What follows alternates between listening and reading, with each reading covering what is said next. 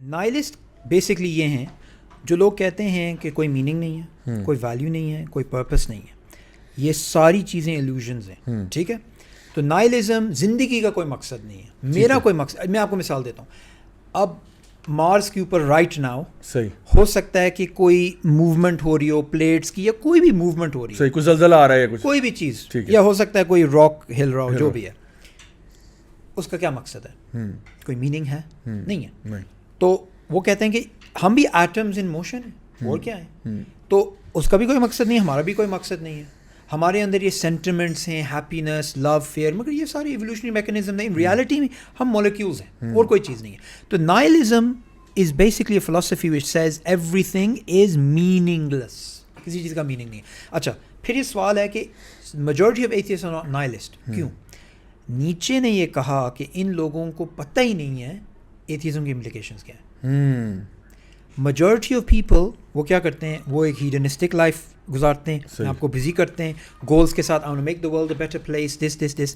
میں آپ کو ایک نائلسٹ کی بات بتاتا ہوں. ہمارے ساتھ آئرا میں کام کرتا ہے, اس کا نام ہے جیری. وہ ایتھیسٹ ہوتا تھا, آئرش.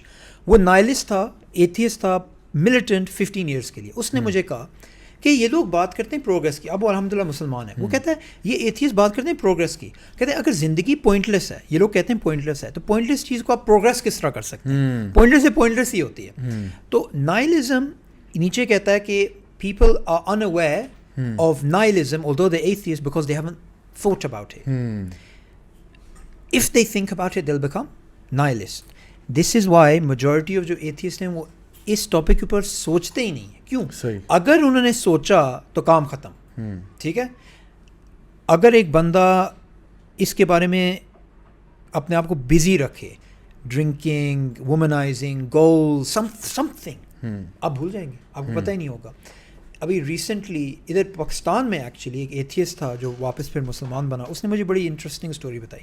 اس نے مجھے کہا کہ جب میں ایتھیسٹ تھا, کیونکہ at least for 20 years atheist تھا, اس نے کہا I could never ignore the questions. کیوں؟ What's the purpose.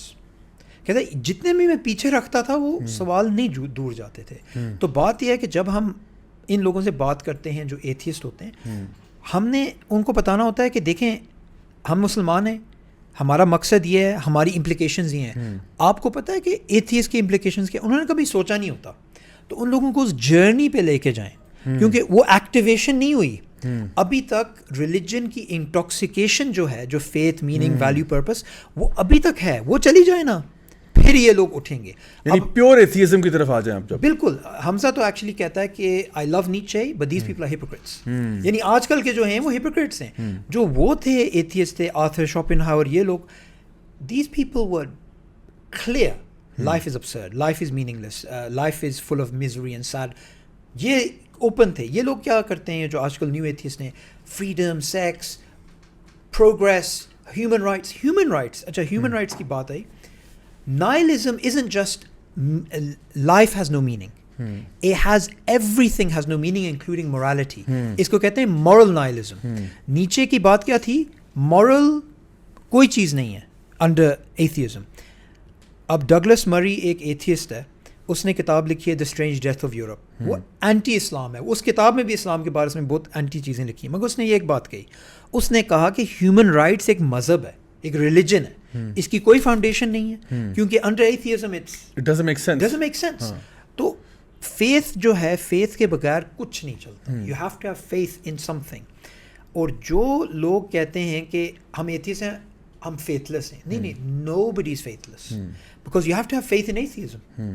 Michael Ruse ایک ایتھیسٹ فلاسفر ہیں, انہوں نے بہت اچھی طریقے سے یہ سمرائز کیا. انہوں نے کہا دیکھیں, اگر کوئی بندہ کہتا ہے کہ وہ نیچرلسٹ ہے اور ہر چیز آپ نیچرلسٹکلی ایکسپلین کر سکتے ہیں, وہ بیسکلی یہ آرگومنٹ کہتے ہیں یہ بھی ایک فیتھ ہے, حالانکہ وہ خود فیتھ ایک it's a dirty word. No it's only for religious. No, reality آپ کو فیتھ چاہیے. تو ہم یہ آرگومنٹ کرتے ہیں کہ دیکھیں اگر انسان کے اندر ایک تھرسٹ ہے, ایک پیاس ہے, میننگ, پرپس, ویلیو, چلو ہم ڈس ایگری کرتے ہیں میننگ کیا ہے, بٹ آپ یہ آنسر کریں یہ آیا کہاں سے ہے. میں ایتھیزم کو جب چیلنج کرتا ہوں تو جو آپ کے اندر ایموشنز ہیں, اگر ہمیں بنایا گیا سروائیول اینڈ ریپروڈکشن کے لیے, رچرڈ ڈاکنز سیلفش جین میں کہتا ہے highest rational of life is preservation of our genes. تو ہم کیوں یہ سوال پوچھتے ہیں؟ نیچے نے یہ کہا کہ پوری اینیمل کنگڈم میں آپ کو کوئی جانور نہیں نظر آئے گا جو میننگ کے بارے میں پوچھتا ہے سوائے انسان. یہ بھی سوچنے والی بات ہے کیوں. اور obvious آنسر یہ ہے کہ ہم صرف سروائیول اینڈ ریپروڈکشن کے لیے نہیں بنے.